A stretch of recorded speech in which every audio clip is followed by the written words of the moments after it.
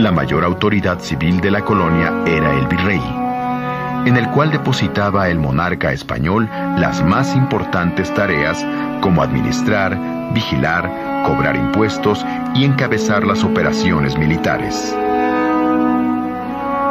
El virrey delegaba su poder en los llamados alcaldes mayores, que fungían como sus representantes en las distintas regiones. Dado que los alcaldes mayores y otros funcionarios no recibían un sueldo, se les permitía valerse de sus cargos para hacer negocios personales de todo tipo. Por ejemplo, compraban mercancías locales a muy bajo costo y luego las vendían en otras localidades a un costo muy alto. Sus negocios así eran tan buenos que dichos cargos se ponían en venta al mejor postor. Aunque los funcionarios virreinales estaban obligados a garantizar que el rey de España obtuviese íntegros los impuestos, rentas y otros tributos de la Nueva España, en la práctica, buena parte de estos recursos se repartían entre el propio virrey y sus funcionarios. El rey de España estaba tan lejos que no tenía ninguna posibilidad de ejercer un control efectivo sobre la más rica de sus posesiones de ultramar. Sería hasta la segunda mitad del siglo XVIII cuando el nuevo rey de España, Carlos III, de la dinastía de los Borbones, se empleó a fondo en la corrección de los vicios que existían en sus colonias del Nuevo Mundo.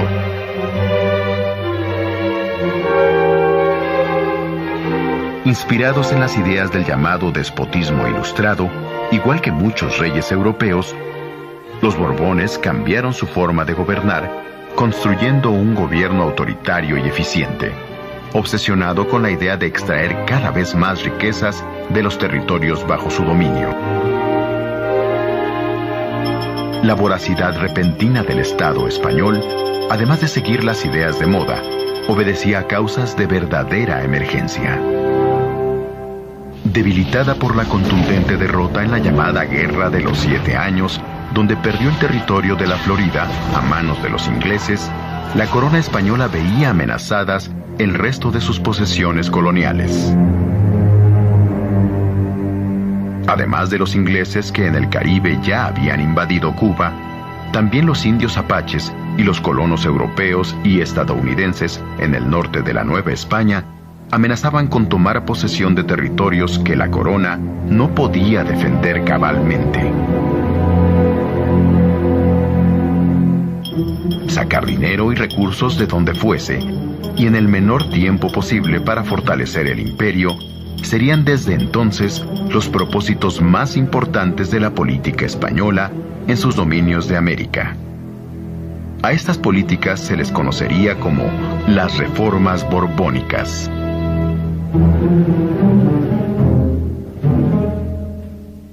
Había que sacarlos de donde siempre habían salido, principalmente de las arcas novohispanas.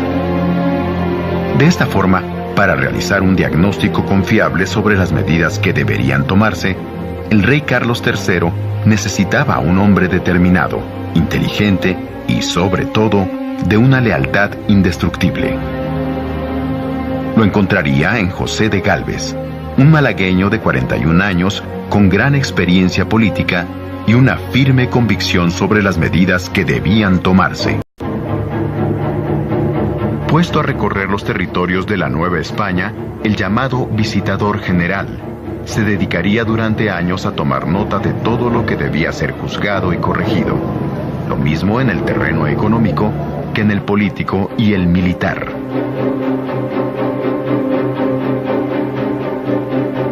El visitador José de Gálvez encarnaría así la mano dura de las reformas borbónicas en todo el territorio colonial, tal como si fueran los ojos y el criterio mismo de su rey, Carlos III. De la mano de José de Gálvez, las reformas borbónicas llevarían a la práctica algunas medidas importantes. Por ejemplo, el cobro de más impuestos a un número mayor de personas, el nombramiento de funcionarios leales al rey que no le defraudaran a la hora de cobrar y enviar los recursos, Y finalmente, el monopolio por medio de los llamados estancos reales, de la explotación de ciertos productos muy apreciados en la Nueva España, tales como la pólvora, el tabaco, los naipes y el pulque.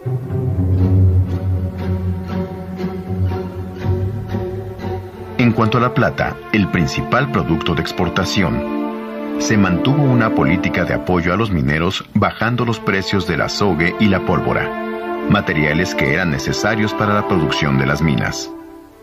Con esta política proteccionista, la producción aumentó considerablemente junto con los ingresos reales. El tabaco, que tenía como principales consumidoras a las damas de todas las clases sociales, su producción y comercio, monopolizados por el rey, creció como nunca, de tal forma que se convirtió en el segundo mejor negocio de todo el territorio.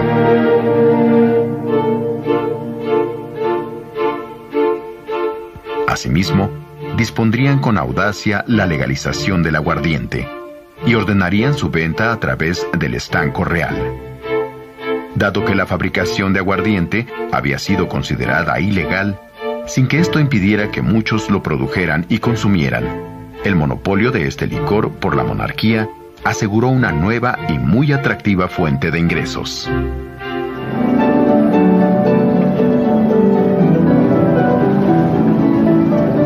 Los juegos de azar, las ferias y las famosas peleas de gallos constituyeron otras fuentes de buenos ingresos para la realeza. En una apertura inusitada de los puertos y fronteras, en lo que se llamó el comercio neutral, también se permitió que la Nueva España pudiera hacer negocios con algunos países que no estaban en guerra con la corona, dando como resultado el florecimiento de nuevos negocios.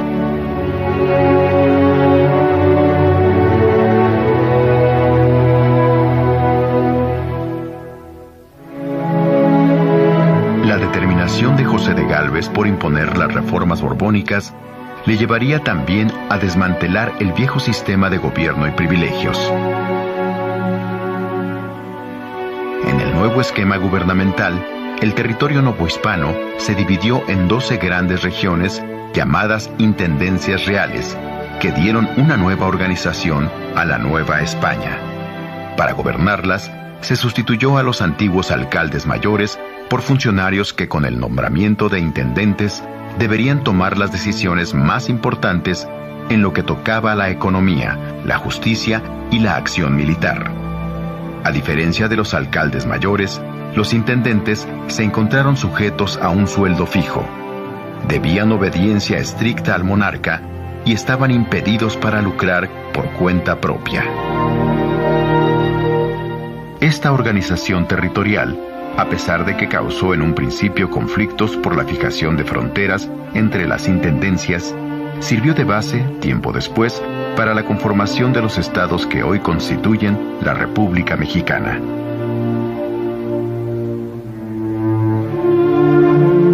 Sin embargo, había un tema central en el cual el rey Carlos III y sus reformas borbónicas se habían abstenido de tocar. Se trataba de la religión y del enorme poder de la Iglesia en la Nueva España. En 1767, un decreto real ordenó la expulsión de la Orden de los Jesuitas de la Nueva España y de todas sus colonias en América. Los jesuitas, cuya labor había sido clave en la colonización de las áridas y peligrosas tierras del norte, habrían de abandonar en menos de un año el país que habían forjado por más de 2 siglos. Su gran influencia como educadores revolucionarios, su negativa a obedecer al rey de España antes que al Papa, y su desdén por las políticas oficiales, terminarían enfrentándolos al monarca. En el reducido núcleo de habitantes novohispanos, que gozaba de cierta educación, la expulsión de los jesuitas, que en buena medida habían sido sus maestros, causó un gran malestar contra las autoridades españolas. Asimismo, las nuevas disposiciones que permitían al Estado castigar a los sacerdotes que violaban la ley civil provocaron indignación entre la gente humilde, quienes veían en los custodios de la iglesia a seres semidivinos, no solamente por su intervención en cuestiones religiosas, sino porque afectaba a los intereses del virrey y sus funcionarios, y también porque la bonanza económica solo beneficiaba al rey.